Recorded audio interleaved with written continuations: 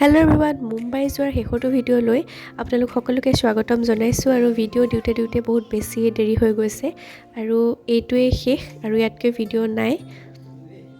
Last ব্লগত আপোনালোকক মই কৈছিলোঁ মুম্বাই যোৱাৰ কাৰণটো, আৰু সেইদিনা আছিল 10 জানুৱাৰী। কাম বন কৰি হোৱাৰ পাছত এয়া নেক্সট ডে মৰ্ণিং হয়, মানে 11 জানুৱাৰীৰ দিনা হয়। আৰু মই যে কৈছিলোঁ ভাইটিৰ লগৰ কেৰেলাৰ ল'ৰাটোৰ এটা ফেমিলি আছে, মানে কাজিনৰ ফেমিলি, তেওঁলোকৰ ঘৰত আমাক ব্ৰেকফাষ্টৰ কাৰণে ইনভিটেশ্যন দিছিলে। আৰু চাউথ ইণ্ডিয়ান মানুহ হয় তেওঁলোক, সেইকাৰণে ডোচা চাম্বাৰ এইবিলাকে আমাক খোৱালে, খুব ভাল লাগিলে আৰু তেওঁলোক খুব অতিথি পৰায়ণ হয়। তাৰপিছত আমি তেওঁলোকৰ ঘৰত ব্ৰেকফাষ্ট কৰি মেলি মুম্বাইৰ দৰ্শনৰ কাৰণে গ'লোঁ, আৰু কি জেগা ফুৰিলোঁ আপোনালোকক দেখাইছোঁ গ'লোঁ।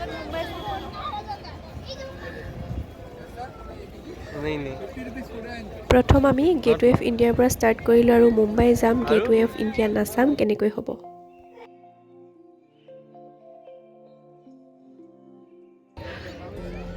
মই বৰ্তমান আছোঁ গেটৱে অফ ইণ্ডিয়াত, আৰু মোৰ লগত আজি মুম্বাই চাম হা।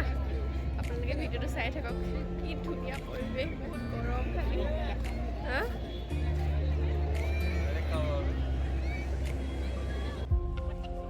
গেটৱে অফ ইণ্ডিয়াত চালোঁ, আৰু আমাৰ হাতত যিহেতু সময় কম আছিলে, কম সময়ৰ কাৰণে আমি জেগাবোৰ চালোঁ, কিন্তু ইমান ভাল লাগিছিল মোৰ এই তাজ হোটেলৰ কাষত ৰৈ, কি ক'ম আৰু, আহিব মন যোৱা নাছিলে। এতিয়া বৰ্তমান পিছফালে আমাৰ জ্ঞানৰ হেৰি খুলিছে, মই এতিয়া শিফ্ট কৰিলোঁ ফ্ৰণ্ট ছিটলৈ। ব্লগিংটো এতিয়া বৰ্তমান মই চলাম, মানে প্ৰিয়াক্ষী খাদ্য পাই ইমান ব্লগিংটো এণ্টাৰটেইন কৰিব পৰা নাছিলে। এতিয়াৰ পৰা ইয়ৰ হোষ্ট ঋতুৰাজ, আৰু চাব আপোনালোকে, চাই থাকক আগলৈ। গেটৱে অফ ইণ্ডিয়া চোৱাৰ পাছত চিধাই আমি গ'লোঁ এখন বজাৰলৈ, আৰু সৰু সুৰা চিন হিচাপে কিছুমান মানুহলৈ বস্তু আনিলোঁ। সকলোৰে কাৰণে অনা নহ'লে বাৰু, কম সময় আছিলে। তাৰপিছত আমি গ'লোঁ এখন ৰেষ্টুৰেণ্টলৈ, আৰু এইখন হৈছে 1942 চনৰ এখন ৰেষ্টুৰেণ্ট। ভোক লাগি আছিলে, ৰাতিপুৱাই খাই ওলাই অহা। তাৰপিছত আমি খালোঁ, এনেকৈ কিবাকিবি অৰ্ডাৰ কৰিলোঁ চবেই নিজৰ পচন্দ মতে, আৰু নতুন বস্তু কেইটামানো ট্ৰাই কৰিলোঁ তাতে। এইটো হৈছে ৰাছিয়ান চালাড, খাবলৈ খুব সোৱাদ লগা আছিলে, মানে বহুত বেছি টেষ্টি আছিলে। আৰু তাৰপিছত গ্ৰীক চালাড খালোঁ, মানে প্ৰথমবাৰৰ কাৰণে সেইবিলাক ট্ৰাই কৰিলোঁ, আৰু কিবাকিবি আছিলে মই পাহৰি। মাৰ্কেটত মাত্ৰ 1 ঘণ্টা সময় পালোঁ, গতিকে একো বজাৰ ভালকৈ কৰাই নহ'ল, আৰু ল'ৰাৰ কাৰণেতো মই একোৱেই নেদেখিলোঁ, সেইকাৰণে এটা পাৰফিউমকৈ লৈ থ'লোঁ। তাৰপিছত আমি চিধা গ'লোঁ মেৰিন ড্ৰাইভ।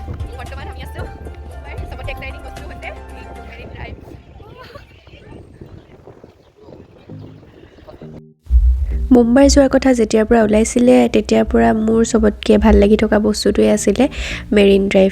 মেৰিন ড্ৰাইভলৈ গ'লোঁ, ধুনীয়াকৈ ফুৰি মেলি আহিলোঁ।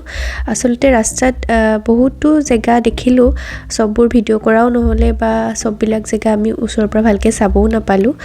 তথাপিতো যি পাৰিছোঁ অলপ ভিডিঅ' ৰাখি থোৱা হৈছিলে, তাকে আপোনালোকক দেখাইছোঁ। ভিডিঅ'টো শেষলৈকে চাই যাব। আৰু এইটো হৈছে চিৰ তলত, মানে সাগৰৰ তলত থকা এটা ৰাস্তা। সাগৰ দেখা নাপায় বাৰু ভিতৰৰ পৰা, আৰু ভাৰতবৰ্ষৰ চাগে এইটো প্ৰথম ৰাস্তা সাগৰৰ তলেদি।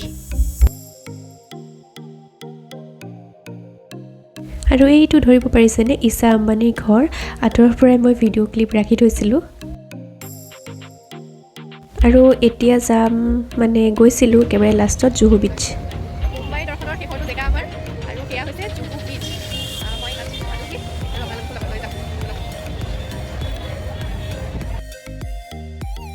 মই ভাবি আছিলোঁ মেৰিন ড্ৰাইভত মোৰ চবতকৈ বেছি ভাল লাগিব, সেইকাৰণে মই জুহু বিচৰ কথা ভবাই নাছিলোঁ, কিন্তু শেষত গৈ মোৰ জুহু বিচত বেছি ভাল লাগিলে। আৰু ছানছেটৰ সময়তে আমি পালোঁগৈ, খুব বেছি এনজয় কৰিলোঁ, মানে চবতকৈ বেছি ময়ে তাত এনজয় কৰিলোঁ। জোতা এইবোৰ খুলি লৈ মই বহুত দূৰলৈ নামি গ'লোঁ। জাহাজত উঠিবলৈ মন আছিলে, কিন্তু উঠা নহ'ল বাৰু, কোনো নুঠিলে বাবে।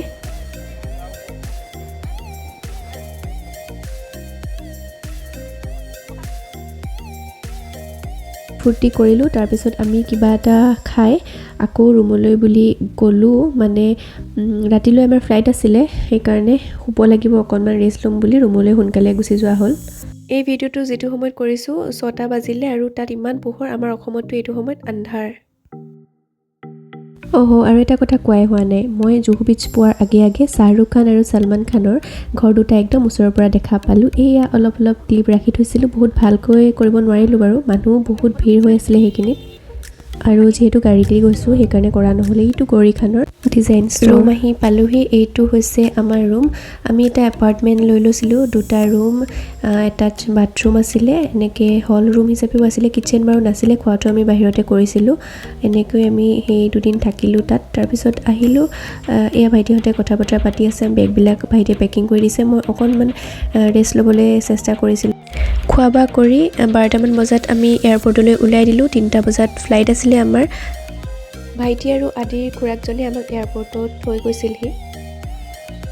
আৰু এইটোৱে হৈছে ছত্ৰপতি শিৱাজী মহাৰাজ ইণ্টাৰনেশ্যনেল এয়াৰপৰ্ট। বহুত বেছি ডাঙৰ হয় আৰু ইমান বেছি তাত ভিৰ, মানে ছিকিউৰিটি চেক ইনত আমাৰ বহুত বেছি টাইম লাগিছে। প্ৰায় 1.5 ঘণ্টা 2 ঘণ্টামান আমি থিয় হৈ ৰৈ আছোঁ। খুব ভাগৰ লাগিছে, ৰাতিটো হোৱা নাই, দিনতো ঘূৰি ফুৰিছোঁ। আৰু চেক ইন হোৱাৰ পাছত এয়া অলপমান দেখাই দিছোঁ আপোনালোকক ভিতৰটো কেনেকুৱা হয়। তাতে চব ধৰণৰ দোকান বজাৰ ভিতৰতে আছে। বহুত ডাঙৰ হয়। মই নিজেও ভালকৈ নেদেখিলোঁ কাৰণ ফ্লাইটৰ কাৰণে আমাৰ কম সময় আছিলে। চেক ইনত বহুত বেছি টাইম গুচি গ'ল। তাৰপিছত আমি গেটত এনেকৈ ফ্লাইটত উঠিবৰ কাৰণে লাইন কৰি আছোঁ। ফাইনেলি ফ্লাইটত বহিলোঁ আৰু আমাৰ 3টা বজাত যদিও ফ্লাইট আছিলে, একদম ডিলে হৈ মেলি 4:30মান হ'ল। কিমান যে কষ্ট হৈছে মানে কি ক'ম আৰু। মই আৰু দেউতাও বহুত কষ্ট পালে। আৰু ইয়াৰ ৰাতিপুৱা 6:30মান বাজিলে আমি কলকাতা আহি পালোঁহি। কানেক্টিং ফ্লাইট আছিলে আমাৰ। কলকাতাত 4 ঘণ্টামান সময় লেঅ'ভাৰ আছিলে। 4 ঘণ্টা বুলি ক'বলৈহে, কিন্তু চেক ইন কৰি মেলি আমি বহালৈকে 8:30 মানেই হৈ গ'লগৈ, বেছি হ'ল চাগে, কাৰণ তাতো অকণমান লাইনটো দীঘলীয়া থাকে। তাৰপিছত মই মুম্বাইৰ পৰা অকণমান খোৱা বস্তু লৈ আহিছিলোঁ, সেইখিনিকে দেউতাক খাবলৈ দিলোঁ, কাৰণ তেওঁ 9টা 9:30 বজাত টেবলেট কিবাকিবি খায়, সেইকাৰণে তেওঁৰ কাৰণে মই চব ৰেডি ৰাখি লৈ আহিছিলোঁ লগতে। আৰু ময়ো ফ্ৰেছ হৈ ল'লোঁ। তাতে বাথৰুম আছিলে ধুনীয়া, বহুত চাফ চিকুণ হয় এয়াৰপৰ্টৰ ভিতৰৰ বাথৰুমবিলাক।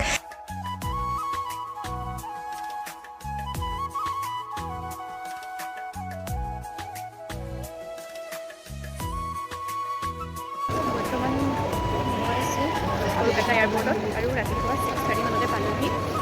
ফ্ৰেছ হ'লোঁ ধুনীয়াকৈ। দুফালে মই পিৰিয়ডছ দি এনেকৈ আহিছোঁ। আৰু ইয়াত আমাৰ 4 ঘণ্টা 35 মিনিট লেঅ'ভাৰ আছিলে। ৰৈ আছোঁ। বস্তু খাব নোৱাৰি এয়াৰপৰ্টত, যদি ইমান বেছি দাম। একাপ চাহৰ দাম দিলোঁ 280। মই জানিছিলোঁ দাম বেছি হ'ব। সৰুকৈ কিবা লৈ আহিছিলোঁ ব্ৰেকফাষ্টটো হোৱাকৈ, সেয়া কৰিলোঁ। আৰু দোচা দোকান আছে গুৱাহাটীলৈ পালেহি, যাবলৈ কাইলৈ। কলকাতাৰ পৰা গুৱাহাটীলৈ 1 ঘণ্টামানেই লাগে, 1 ঘণ্টাত পাই যায়গৈ। আৰু এই ভিডিঅ'টো ইমানেই আছিলে, আৰু বেলেগ ভিডিঅ' লৈ আকৌ আহিম আপোনালোকৰ মাজলৈ। আজিলৈ ইমানেই আছিলে। বাই।